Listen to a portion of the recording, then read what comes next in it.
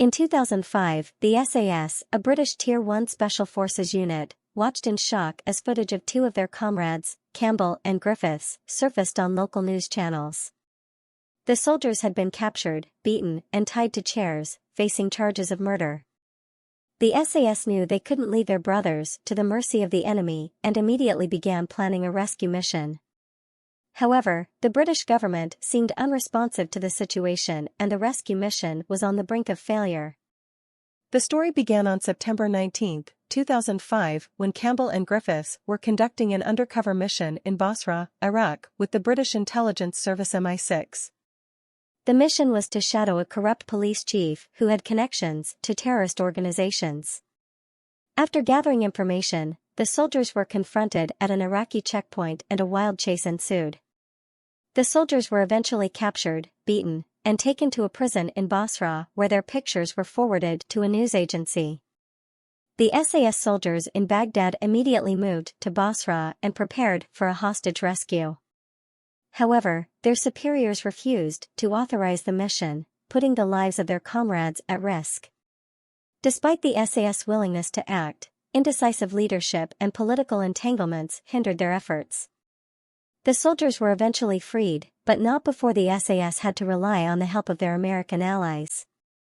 This is a story of the SAS soldiers' bravery and sacrifice, and the failure of leadership that put their lives in danger.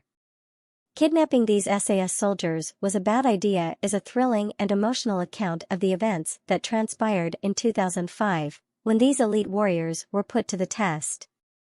It is a reminder of the sacrifices our soldiers make in the line of duty, and the importance of decisive leadership in times of crisis.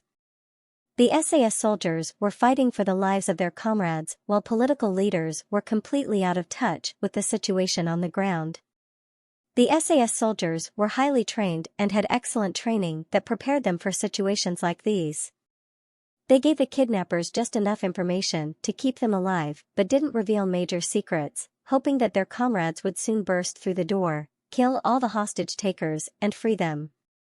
However, while the captured SAS soldiers were fighting for their lives, their commanders were unable to reach anyone to authorize the rescue mission. The order was simply to do nothing so as not to escalate the situation further. Any political entanglements were more important to the superiors than the lives of two British soldiers.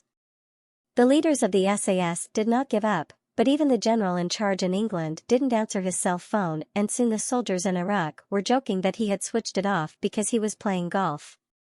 In the meantime, the American forces had deployed a surveillance drone over the prison and even offered a squadron of their own Delta Force soldiers to carry out the hostage rescue. The British appreciated their allies' gesture but wanted to get their guys out themselves. It is clear that the SAS' lack of motivation or willingness was not the issue, but rather the indecisive leadership that hindered their efforts. This video is a powerful reminder of the sacrifices that our soldiers make in the line of duty, and the importance of decisive leadership in times of crisis. It is also a call to action for viewers to hold their leaders accountable and ensure that our soldiers receive the support they need and deserve. Thank you for watching the video. Don't forget to like and subscribe the channel.